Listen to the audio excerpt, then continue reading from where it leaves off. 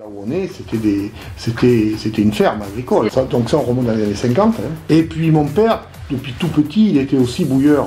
Il avait un voisin qui était bouilleur, vous savez, de campagne, là, qui passait de ferme en ferme. Hein, et puis ce bouilleur, donc, qui avait un certain âge, il a arrêté.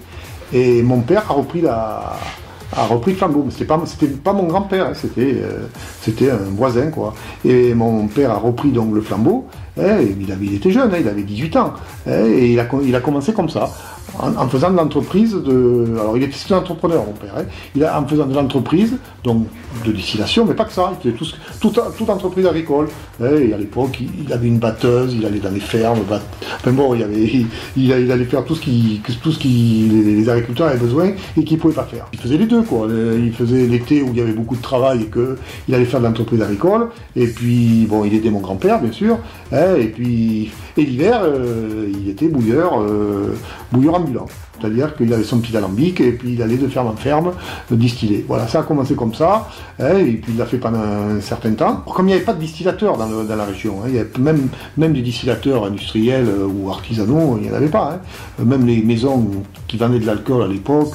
Et lui, bon, comme il avait l'alambic, il leur vendait un petit peu d'alcool. On a développé toute une gamme de produits. On a commencé, ça a été très progressif, mais on a développé, au départ c'était des eaux de vie, on a mis la main à la pâte, et puis voilà, on a développé une entreprise, quoi. Puis grâce au tourisme, en gros, parce que le tourisme devenait de plus en plus important. Au niveau des boutiques, il y avait de plus en plus de boutiques, parce que maintenant les boutiques, bon, il y en a, mais à l'époque, il n'y avait pas de supermarché à l'époque. Donc il y avait tout plein de boutiques de produits régionaux qui se montaient dans chaque village, il y avait une ou deux boutiques. Alors, quand vous avez des petits villages comme Dom, Beynac, où il passait énormément de monde, il y avait des boutiques. Et ces boutiques, elles avaient besoin d'avoir des produits, parce que les gens étaient en demande. Qu'on appelle le noyer, alors là c'est pareil. Je pense qu'on est les seuls à le faire. C'est un vin de noix à base de noix sèche, c'est-à-dire comme on mange la noix. C'est-à-dire qu'on fait les noix sont, voilà, ça a le goût de la noix sèche, ça a le goût de la noix verte. Là, il y a un petit peu d'amertume, parce que la noix verte apporte un petit peu d'amertume, alors que là, il n'y a pas d'amertume. Voilà, on a un vin de noix bio. Alors là, c'est la recette. Alors le vin de noix bio. Alors ça, c'est la recette de mon grand-père, en gros.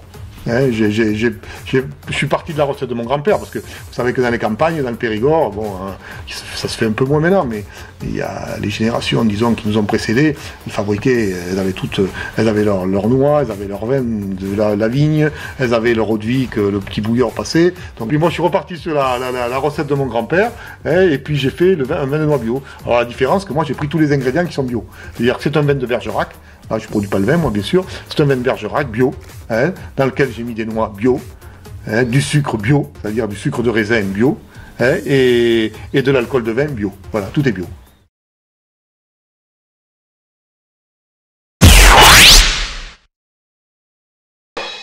Le faire savoir et communiquer, aider ou conseiller. Une association pour booster vos initiatives ou projets en Périgord. Génération Périgord, notre nouveau partenaire.